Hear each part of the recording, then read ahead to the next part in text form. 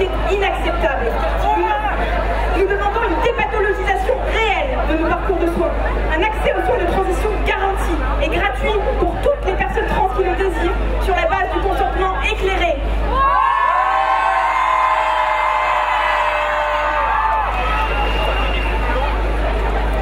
Nous demandons la déjudiciarisation de la procédure de la changement de mention sexe à l'état civil. Il est impensable que nous autres, personnes trans, soyons toujours attaquer l'État en justice.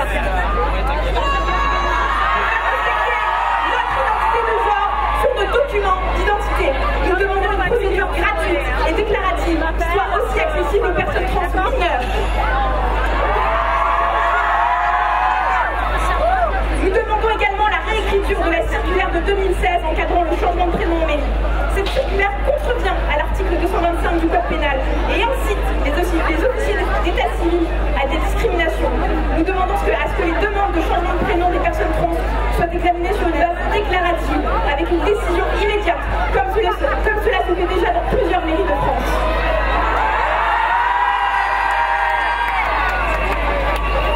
Nous demandons que soit prévue et permise pour les élèves trans l'utilisation d'un prénom d'usage dans toute leur vie scolaire.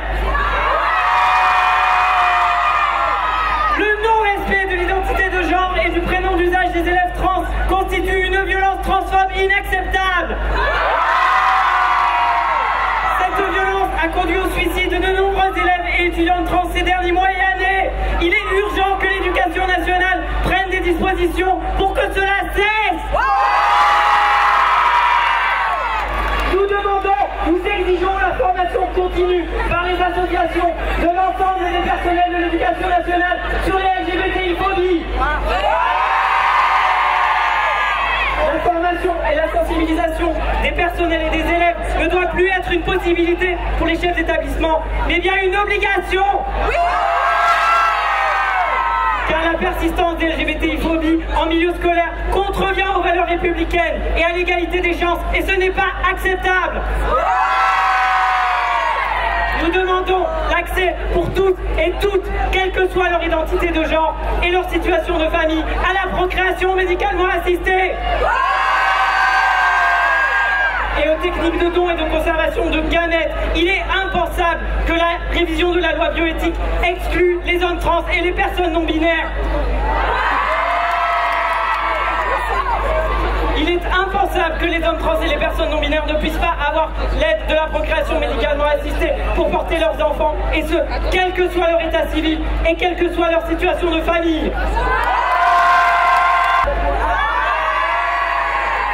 Nous demandons une réforme qui sépare la filiation de la biologie et la reconnaissance automatique du second parent en cas de PMA. Égal en droit. Il est absurde qu'un homme trans reconnu homme à l'état civil qui accouche soit reconnu comme la mère de son enfant. Et ce, au mépris de son identité de genre.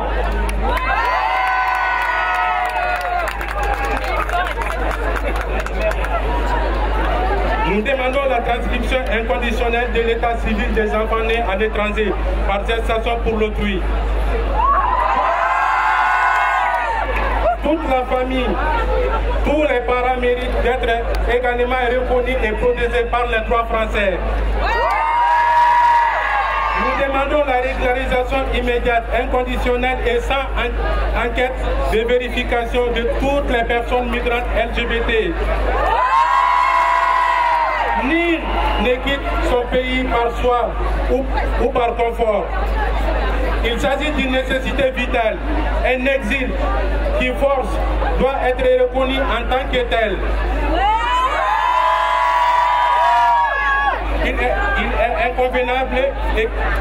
Il est inconvenable et cruel d'ainsi d'humilier les personnes en les forçant à se justifier et revivre les discours de persécution qu'elles ont subis. Nous demandons le respect du droit des seigneurs concernant leur fin de vie. Nous demandons la réforme du système de tutelle et de curatelle. Nous demandons des droits légaux, des conditions de vie dignes pour toutes les personnes LGBTI. Dans le respect de leurs choix et de leurs personnes, et c'est qu'elles soient en situation de handicap, de dépendance ou de migration, et quelle que soit la violence intersectionnelle qu'elles subissent. Nous demandons l'interdiction explicite dans le droit pénal de toute forme de thérapie, un droit fondamental, de toutes les droits de forme de thérapie, de conversion. En tant que personne migrante, en tant que personne LGBT, nous ne sommes pas des malades. Nous avons un droit fondamental humain à exister et à être reconnu et à être respecté. Nous demandons la mise en place d'une politique de santé publique pour la réduction des risques liés aux infections sexuellement transmissibles, à l'usage de drogue pour toutes les personnes concernées. L'épidémie de VIH est toujours là et le besoin de sensibilisation et de la prévention, surtout chez les jeunes, est encore d'une grande actualité.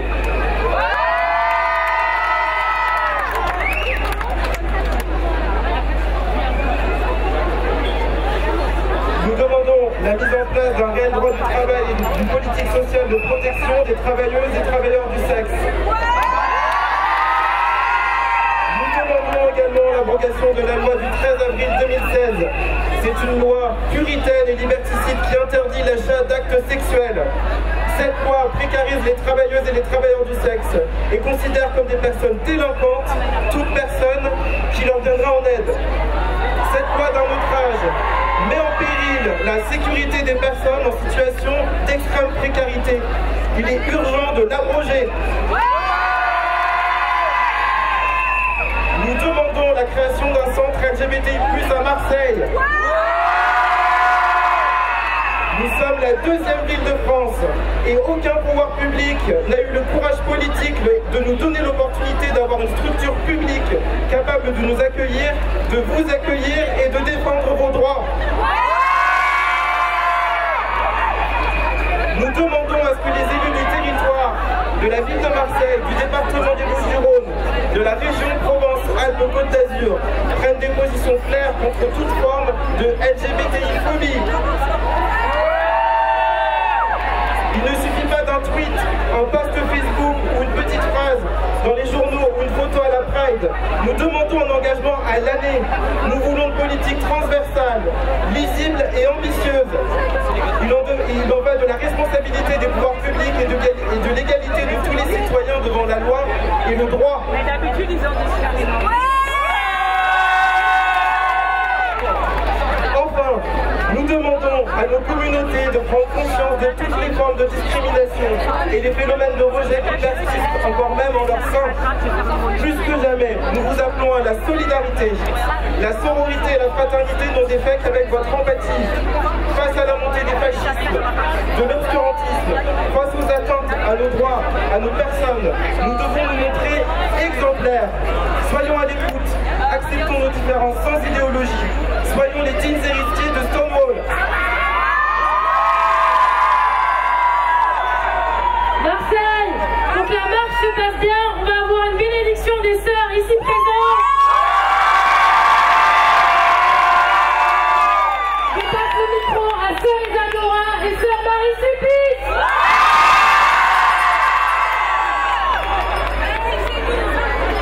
Comment ça va? Alors, mes très chères sœurs, mes très chers frères, gardes ici, novices, postulants, postulantes, les autres, très chères cousines. Alors, en ce jour du 3 juillet, nous, les sœurs de la perpétuelle indulgence, sommes heureuses de vous retrouver, de pouvoir discuter enfin en live, en présentiel, un truc de ouf. Alors, on va essayer de faire court, je crois qu'il y a un plan randonnée juste après, une histoire de marche à pied, un truc dans le genre, je sais pas trop, bref. Avant de commencer, je voulais qu'on se présente un peu.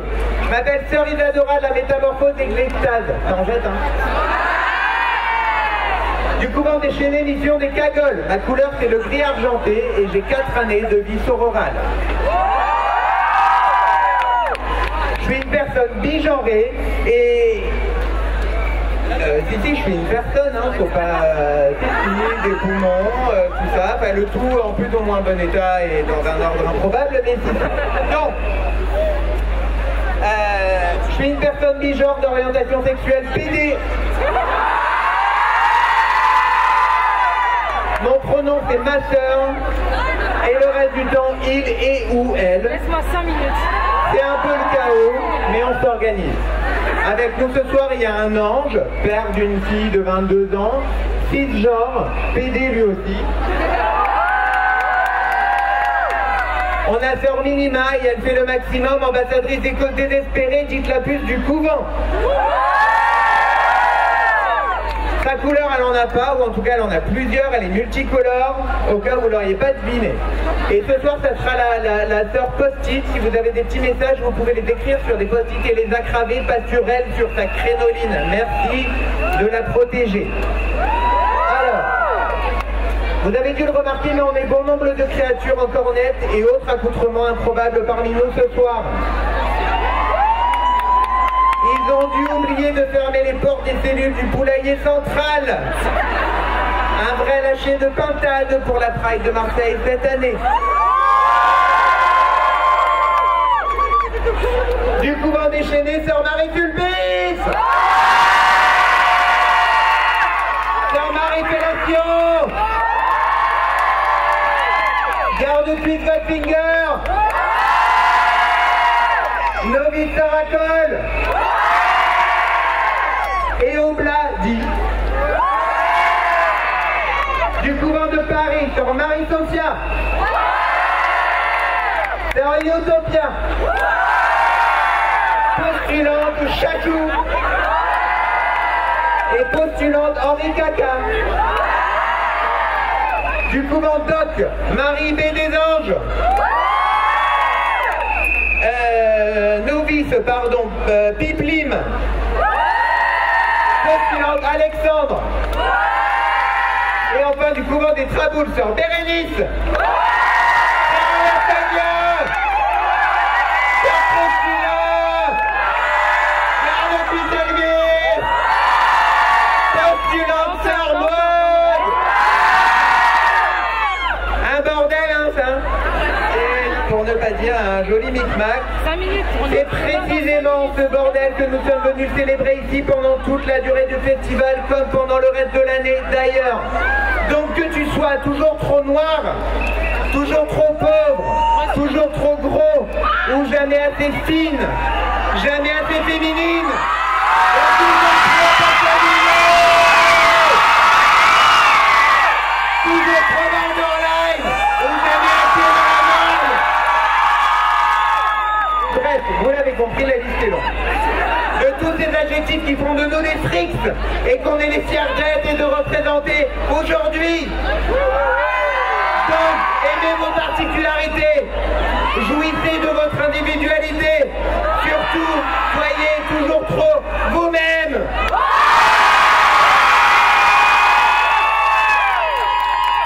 Maintenant, est-ce qu'on peut se mettre d'accord sur le fait qu'on sort d'une période de merde? C'est tout. C'est tout ce que ça nous a fait, quoi. Ouais, pas mal, on peut mieux faire. Est-ce qu'on peut se mettre d'accord sur le fait qu'on sort d'une période de merde? Beaucoup mieux. Eh bien, c'est en pensant à la fin de cette période et aussi à la magnifique diversité qui nous entoure, que vous êtes, que nous sommes, que j'aimerais que nous marchions aujourd'hui. Marchons aussi en gardant dans notre cœur tous les gens qui vivent dans des pays où ils ne peuvent pas le faire librement. Et ils sont nombreux, ces pays. En pensant à toutes les personnes malades ou disparues, à nous toutes et tous qui avons la possibilité de faire avancer les choses. Avant de passer à la bénédiction, nous aimerions remercier la Pride Marseille et l'ensemble des bénévoles qui rendent ces retrouvailles possibles. toutes les associations qui se sont démenées pour continuer d'organiser des choses pendant cette période, dirons-nous, monacale. Elles attendent qu'une chose, ces associations, c'est que vous leur disiez ce dont vous avez besoin. Donc faites-le. De sorte que Marseille reste une ville solidaire et militante. Nous voulions vous remercier, vous toutes et tous avec qui nous avons hâte de marcher pour cette version 2021 de la Marche des Fiertés de Marseille, qui se veut elle aussi militante et revendicative. Enfin, compte tenu de certains événements récents, nous nous devons de saluer chaleureusement toutes les personnes trans et non-binaires présentes parmi nous ce soir. Nous tenons à rappeler à chacune et chacun d'entre vous la chance que nous avons de les avoir parmi nous. Votre présence n'est et ne sera jamais un sujet. Je laisse maintenant la parole à Marie-Sulpice pour la bénédiction.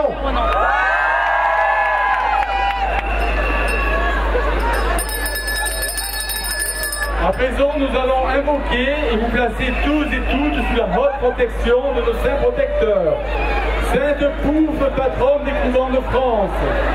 Sainte Tapiola, patronne des garçons qui aiment les garçons. Sainte Sappho, patronne des filles qui aiment les filles. Sainte Cyclette, patronne des billes. Saint Jean d'Arc, patronne des trans et intersexes. Sainte Coccinelle, patronne des travelotes et fleurs de trottoir. Sainte Marie-Jeanne, patronne des nuages thérapeutiques et des éléphants roses. Et enfin, Sainte Rita, patronne des causes désespérées, donc des hétérosexuels qu'on aime beaucoup. Nous nous plaçons également sous la protection de nos saintes reliques, Saint Latex et Saint Gela.